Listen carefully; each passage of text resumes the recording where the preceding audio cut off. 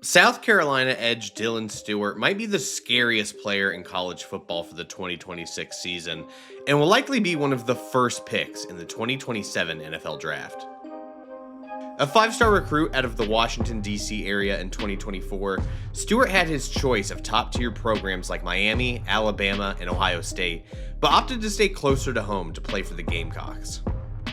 While South Carolina hasn't had the success they were hoping for as a team, Stewart has lived up to his five-star billing, generating 22.5 tackles for loss, 11 sacks, and 6 forced fumbles over 2 seasons, along with 88 pressures and 36 defensive stops. Scouts and draft analysts alike are already keeping close tabs on Stewart, who is currently 6th on the NFL Draft consensus board for 2027 heading into the summer. So what makes Stewart a potential top 10 pick in a loaded 2027 NFL Draft class? I broke down a handful of games from Stewart's past season to show you why he might be the most terrifying player in college football in today's episode of Best Available.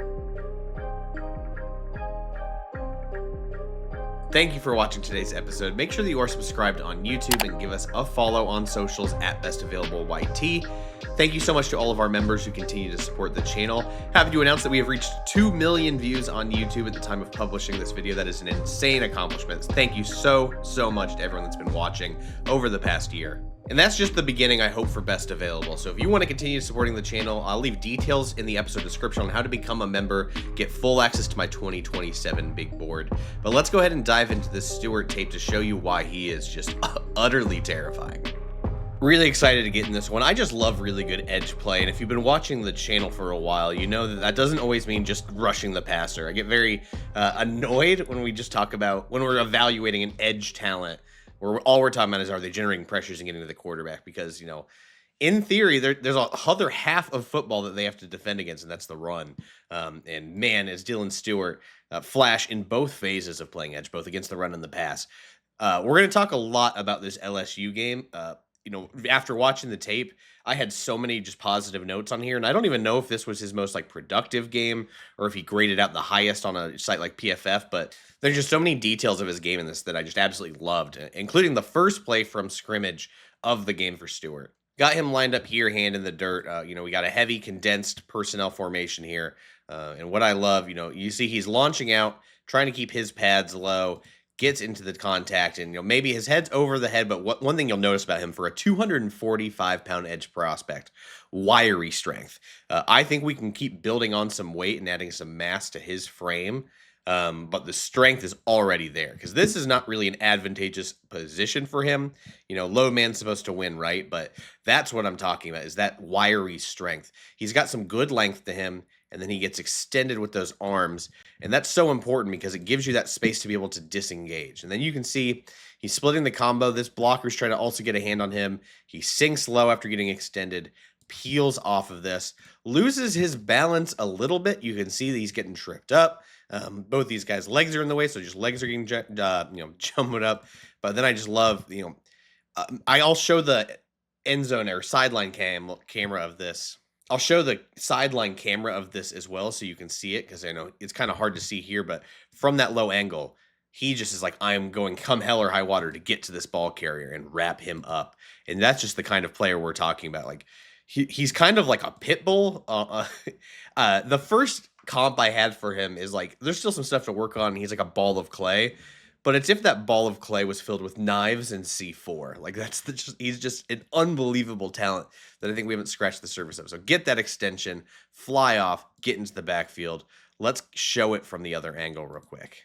So you see him right here. Just watch him fly into that backfield, get extended, fly through, even off balance, to just generate that kind of force as a tackler.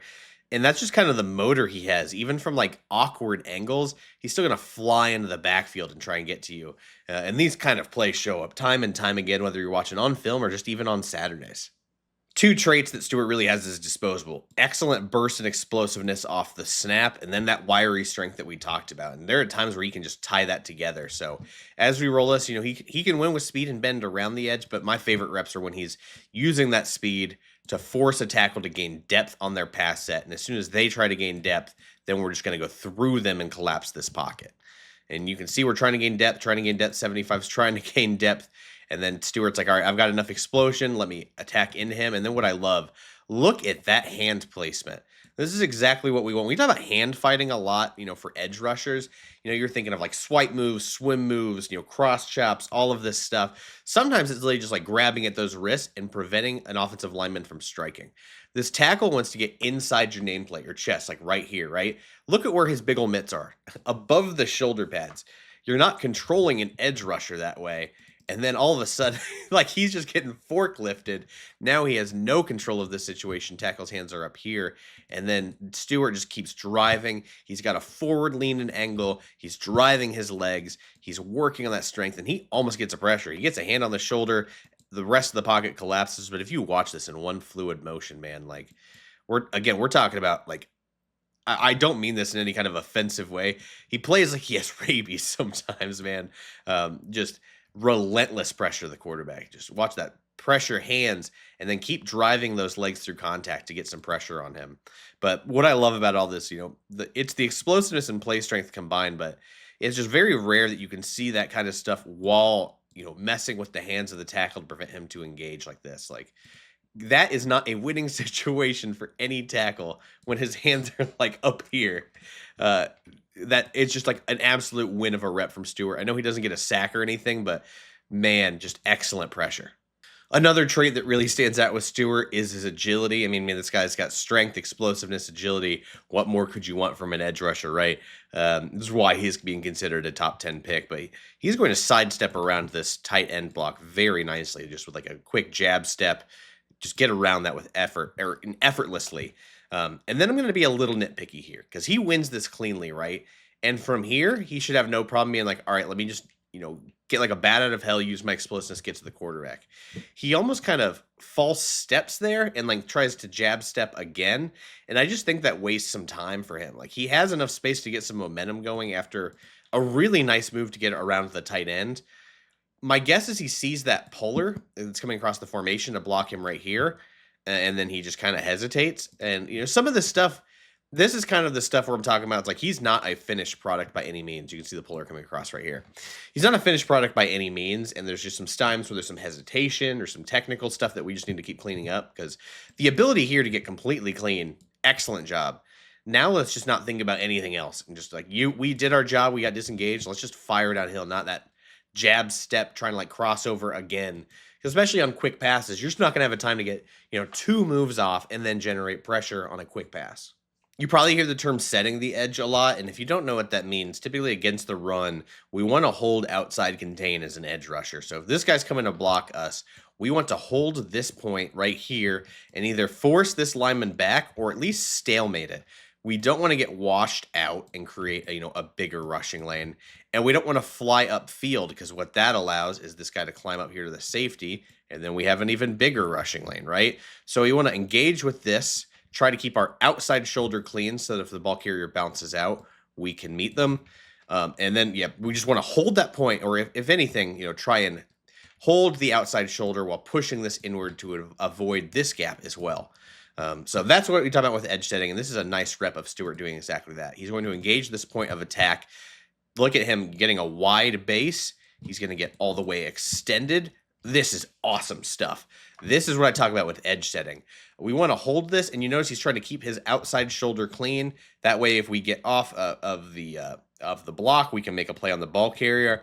If you want to nitpick, we'd like our shoulders to be a bit more square so we can keep our hips square. Because if a guy does break outside and our hips are square, it's easier to pursue. If your shoulders and hips are turned a bit this way, it requires a bit more momentum to turn those hips and then start following. So that's just being super nitpicky. But the strength and extension here to hold this point and prevent this rushing lane from opening up is excellent work.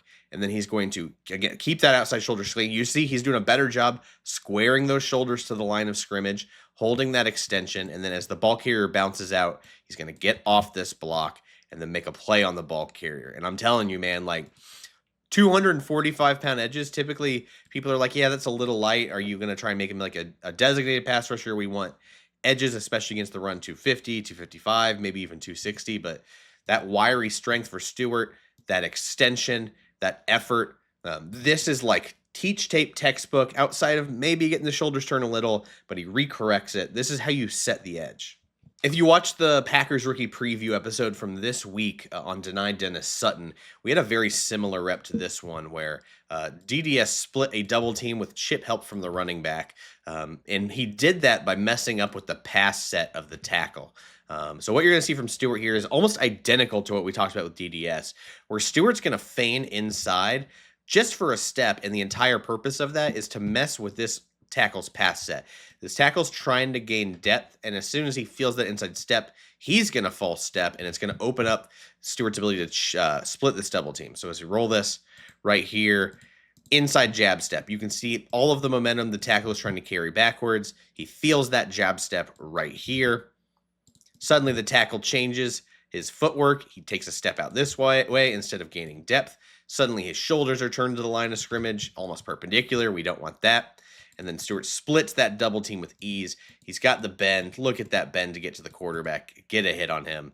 I'll show it all in one motion, but it's such a subtle move, but I love it when you're trying to split that chip double team, is you want to get this guy off balance to mess up with his landmarks, which is exactly what we do on this play. I just love this stuff, man. Jab step, mess with that tackle, and then he's got some real bend to him to end up getting a hit on the quarterback. That's a fantastic play and a subtle, just like, this is the kind of like mastercraft stuff you're talking about when you're talking about SEC football, NFL, Big Ten, Power 5. Like, these are subtle moves you have to play that it's almost like a game of chess to like a split-second level with elite level athletes that are able to do stuff like this. So we talked about edge setting with Stewart against the run, which I absolutely love. But sometimes, guys, when they go unblocked, they kind of see red and want to go into that backfield, right? But you often, when you're unblocked as an edge, either you're a conflict defender in a read option, or there's pullers coming across the formation to blindside you. And when a puller comes, typically what you want to do as an edge is you want to constrict that rushing lane again. So we're down blocking here. We're trying to pull someone to naturally create a rushing lane here. And it's kind of similar to that edge setting clip we showed. We want to take on that puller and constrict that rushing lane, right? I think this is about as good as you're going to get from a guy. Again, 245, not the biggest. I'm not saying he's small by any means, but he's not a giant edge. But this is what I want. If I'm losing my mind a little bit, because if you followed the show, I get so annoyed with guys at the point of attack not getting low and sinking their hips into contact. And this is exactly what I've been like. It's that SpongeBob meme of like, that's what we've been waiting for. This is how I feel right now watching him sink his hips, because then watch the explosion. This is why you sink your hips into contact. When you're able to get that low and then just explode through that lane is very constricted. This guy's not washing you out. And then suddenly it is a jumbled mess in there. And then the rest of South Carolina teammates, great job being slippery by the running back. But this is exactly what you're supposed to do taking on pullers, man. Like, get low, fire your shoulder into there. He's keeping his outside shoulder clean in case this running back decides to bounce it. But at the same time, this rushing lane gets awfully constricted because of how he takes this on. I'm obsessed with this kind of play as an edge. Like, this is a coach's dream for a guy that's wired the right way to take on a puller like this. I just absolutely love it. Another good example from Stewart right here, translating speed to power. Got a little bit wider of an alignment this time. He's had a lot of like hand in the dirt stuff, split out a little. We're going a little bit wider here so he can really get that speed to power going. Great get off, great explosiveness off the snap. Then he's going to get that forward lean. He's going to get hands on the wrists here, then get fully, well, I guess not fully extended, but the forward lean and leg drive is what I really care about here. Even when you're not getting extended, you can still generate speed to power by using that momentum, getting into the chest, attacking those wrists to prevent this guy from totally, just locking you up. And then I just love with the forward lean with the leg drive. And Stewart, man, for his motor, I just love how often he's driving his legs through contact to make a play. And yeah, he doesn't ultimately make the sack, but he does get Nussmeier off his platform, forces him to roll out, all because, he's playing with his hair on fire here, converting that speed to power, and then not just stopping. Even though he's losing a little bit of balance there, you'll notice every time he's at the point of attack, he's just driving his legs through that contact to keep going. It's great competitive toughness. We're going to see some more agility, fluidity, bend this time against the run from Stewart here, who's going to go unblocked initially. We're going to have pullers coming across, try and take him on. So you can see these pullers here trying to kick him out, trying to get him out of position. So either that he flies too far upfield, tries to cheat inside, and we bounce out. or just gets washed down this way. But instead of stacking this puller, he feels the handoff, and Stewart does a great job showing off his bend, man. Getting low around this block, shedding that, and then just boom, the stopping power. I'll show it in one motion so you can see it, but it's one of the things I love, man. As a tackler, Stewart is so violent. He just throws guys to the ground.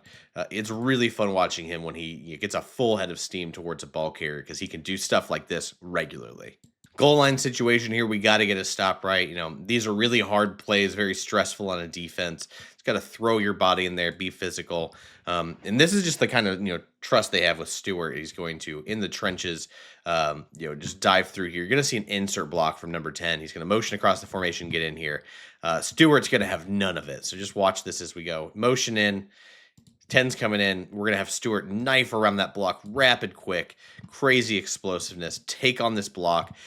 I love so much where it looks like he's losing balance pretty consistently, and maybe that as a trait I don't love, but he's still so functionally strong and has like the coordination to not fall over, because he's basically got a knee on the ground here, man, and he's just flying through, and somehow he just completely collapses this tight end. He blows the whole play up because I think that insert block's one part of it. I think he throws the tackle off balance, this left tackle right here, because he's so fast inside, and just blows that up. And then the rest of the team can make a play just because that's the kind of momentum that we're dealing with. Stewart just flies over, catches that tackle off guard, blows up that insert block. He's just such a nightmare, man, whether it's rushing the passer or stopping the run, because he can blow up plays like this. Moving on to the Kentucky game, really fun one. Just talk about how spring-loaded he is, man. We're going to have a stunt here, so we're going to, have the D tackle go outside. We're going to have Stewart loop around. I want you to watch how he quickly plants this foot and then triggers out here, so it's going to jab, cut inside, and just watch the explosiveness off that plant that makes this such a nice play, man. It's a really effective stunt here. Really enjoy this. We're also going to have the linebacker blitzing inside, so let me rewind it just to show it. We're going to cross the face of the center with the linebacker. We're going to slant all the way here. So all of the eyes of these three are going this way. And then while we have those eyes, we're going to slant across the center, try and get a free shot with Stewart, which is exactly what we do here. So as we roll it, jab step right here from Stewart. Watch this explosiveness to come across the formation. Fire through, full head of steam, force the fumble. It gets taken. It's a fumble 6, a defensive touchdown, because we're dealing with just some incredible explosiveness from Stewart. Even off a stunt like this, like these can be typically long developing plays because you're trying to draw, offensive linemen out of position. But Stewart's so quick with it, the center's definitely a little out of position, but he just doesn't have any time to react once Stewart plants that foot because of how explosive he is. These are the kinds of games you can also run with Stewart. Yeah, he can win straight up, but when you need a little more creativity and keep guys guessing, this is an awfully nice way to do it, and this will absolutely translate to the NFL. Sometimes I just want you to watch just how fast he is off the snap, man, because Stewart can just fly off that football as we roll this as soon as the ball snaps. Just how quickly he's the first guy off that ball. He is spring loaded. The tackle's doing a really nice job with his set, quickly getting out as well. But you can tell, Jalen Farmer, who was a day 2 draft pick, still not even out of his stance yet. These guys aren't even out of their stance. I think their fingertips are just getting off the ground.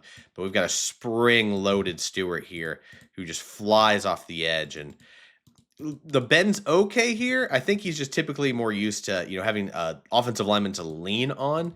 In this situation, my theory, I don't know if it's right. You can correct me if I'm wrong or if someone has different suggestions, but maybe from a wider alignment here, he might be a little bit more comfortable taking, more of a bend angle. But at the same time, I wanted to show just how quick, because it's not something we've talked about a lot, but it's shown up on a lot of these previous clips, is how quick he can just fly, like straight up fly off the snap, be that first guy off the ball. And really force the issue as a speed rusher as well. This is probably not the best clip to show his bend, but in other games that I've watched, man, like there are flashes of his bend being like elite rare stuff. You want another example of that explosiveness off the edge, man? I got you right here. Timing up the snap. I hate the clap cadence. That's just a beef of mine at, Division I, Power 5, SEC, NFL level. But it helps Stewart time this up, and you can see, man, he can just fly off that football, man. I mean, he's guessing the snap off the clap, and maybe he might be a tick offsides, but just like the human eye is not going to catch that in time. But technically, the ball's already out, man, and he has gotten plenty of momentum already by that time the ball's out. And so fast, this guy's got no chance to do anything. Gets in the way. He's so fast. Like we're at the quarterback and running back at the mesh point. This mesh point is totally messed up. Marcel Reed's bailing off the handoff. And Stewart's like, I'll just tackle both of you, to the point that Reed ends up throwing it backwards. Live football. We're taking it, all the way into the end zone. Uh, this is the kind of disruption that we have with, one of the scariest players in college football. I just love that he's like, I can't figure out who's getting the ball here because I'm so early to the mesh point. Let's just tackle both guys. It's freakish stuff, man. Like I can't get over it because so many plays he has are just like, I'm so disruptive that it turns into these like game-changing, game-breaking, massive plays for South Carolina. And I know like the offense was a bit disappointing, a lot of other issues for this football team. But the stuff that Stewart can do, just flying off the edge like this and then just tackling two guys, like it feels like, you're almost making stuff up when you try to describe this play without video evidence. Going to get a nice example of a long arm here from Stewart, using his length, using his wiry strength, using that speed to power and leg drive, just everything. Really checks the boxes here for what I want on a long arm. So we're going to get here, extended, use that, get a forward lean, and then just watch how he pumps these legs, keeps them going. Because a lot of guys here, if they don't have enough momentum or just stop their feet, especially against, I think that's Demetrius Crownover, who also got drafted. It's going to be a hard play to do anything here. But if you just watch the sheer determination here, look at him just still driving those legs. Then he tries to swim over as he gets to Reed, gets a hand on the football, ends up being an errant pass, almost an interception, just because we're talking about that. That's just pure like will from Stewart. That you just don't see from a lot of edge prospects. Like this is elite motor and effort. Just use that long arm and keep driving those legs. He refuses to get stonewalled in pass rush situations. But as far as long arm, this is everything I want from a guy that I really think, man, like he's edge one. It feels pretty clearly by a wide margin for me, even though some damn good edges in this 2027 class. And this is just one of those, like, I want my guys to be wired this way where they're going to keep fighting through that whistle. As long as that quarterback has the ball in his hands, I'm going to do whatever it takes to get to him. That effort's going to show up again in this game, man. Stewart right here. I've talked about it in a recent video, but like one of the most important things we don't talk about with pass rushers being productive is effort. Not every pass rush sack pressure you generate is going to be just because you beat a tackle off the line of scrimmage cleanly in under 2.5 seconds. Some of these plays, man, just got to be clean up or just high effort plays. This is an example of a high effort bull rush you're going to see here. Get into his chest, doesn't get all the way extended this time, doesn't do that long arm off last play, just gets into that chest, keeps that forward lean, and watch those legs again, man. Still driving those legs. Collapse that pocket, give Marcel Reed, who is a true dual threat, no chance to escape out the backside. He has to step into the pocket.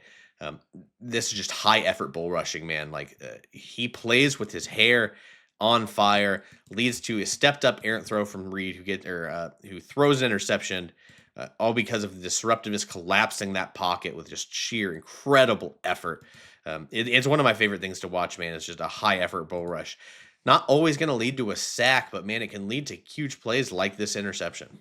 The theme of this Texas A&M game was just pure effort the whole time. This time we're just going to kick Nate Borkricher, second-round pick Nate Borkricher's ass on this play. Look at him get extended, use that length, use that wiry play strength, keep driving his legs. I wouldn't call myself an expert by any means. I don't think anyone's an expert in the field of football.